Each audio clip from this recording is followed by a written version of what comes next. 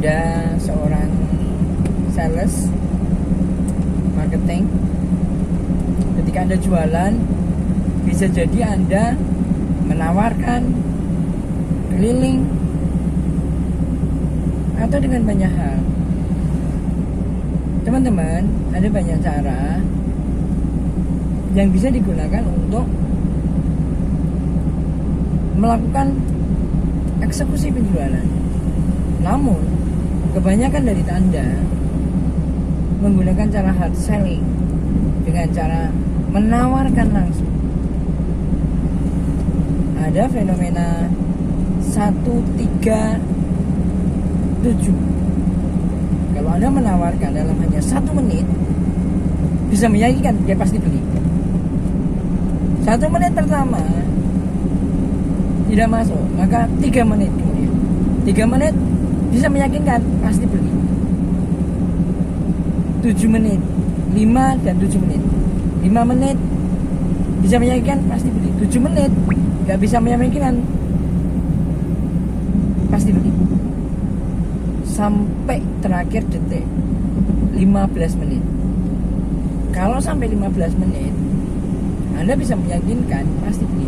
Lepas dari itu Anda hanya dikerjain, didengarin gambleh Anda, oh gitu, selesai, beli nggak Pak?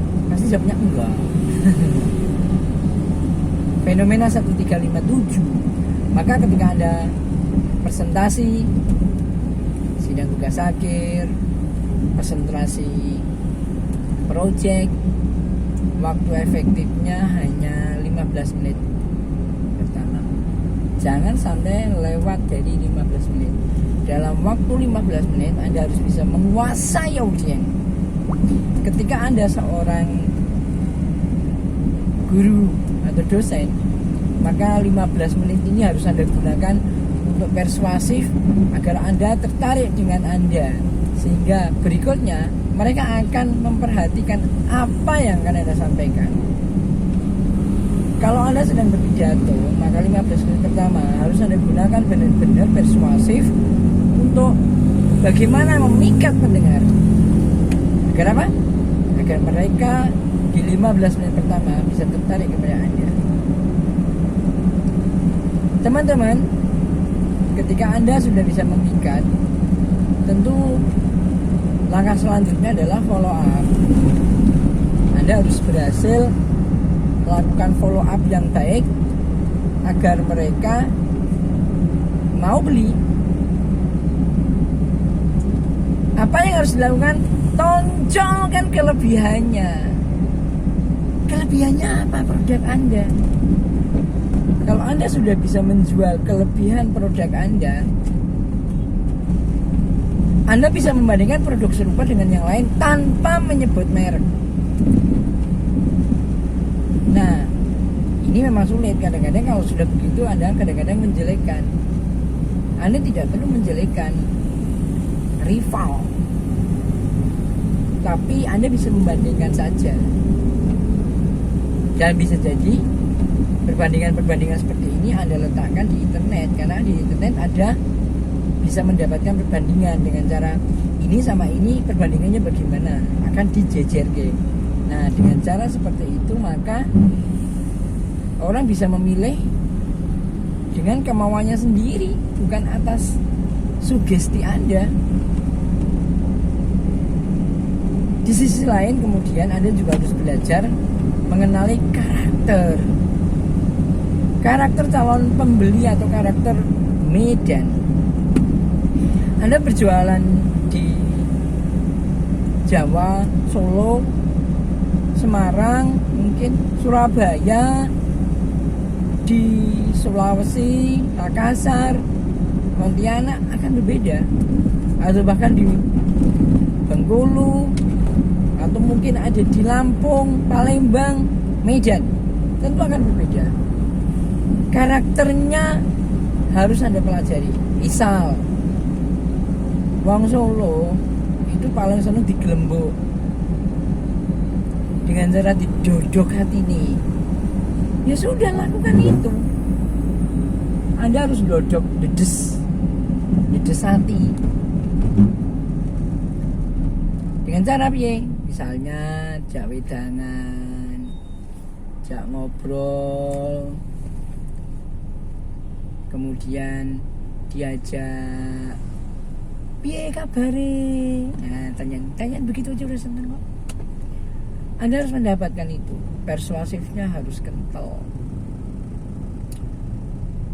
Mungkin bisa jadi mereka tidak perlu disuguh yang mewah, yang enak, atau mungkin dikasih uang banyak, tetapi dengan cara disapa, dengan cara diuangke, mereka akan jauh lebih senang.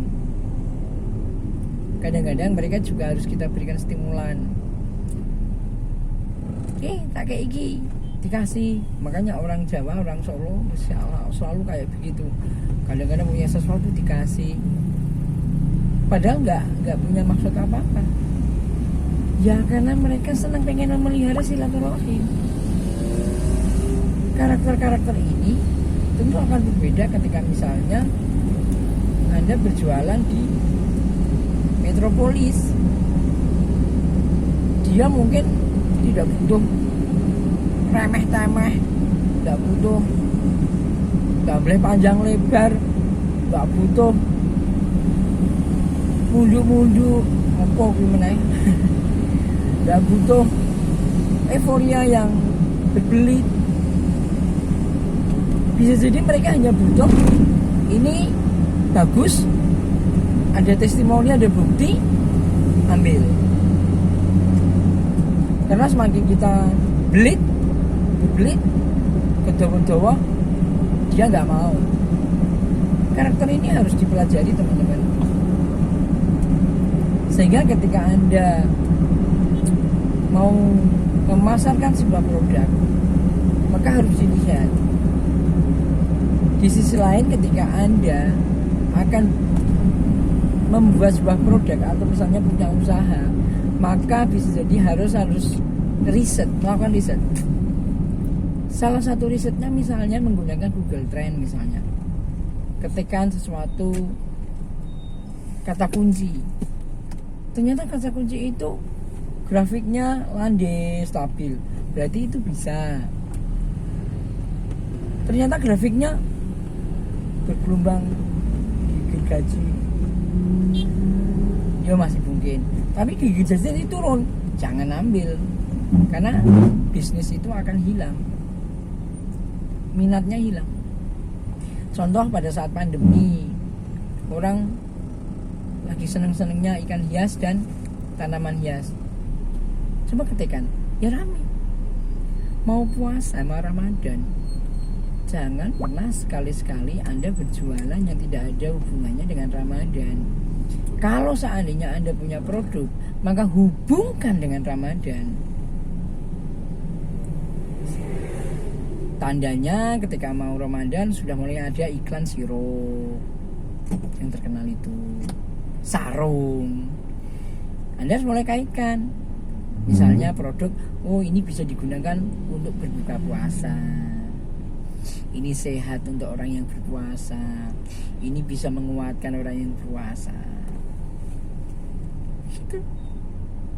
So, Anda harus mempelajari karakter dan kemudian memperkuat persuasif, soft selling. Semoga bermanfaat. Assalamualaikum.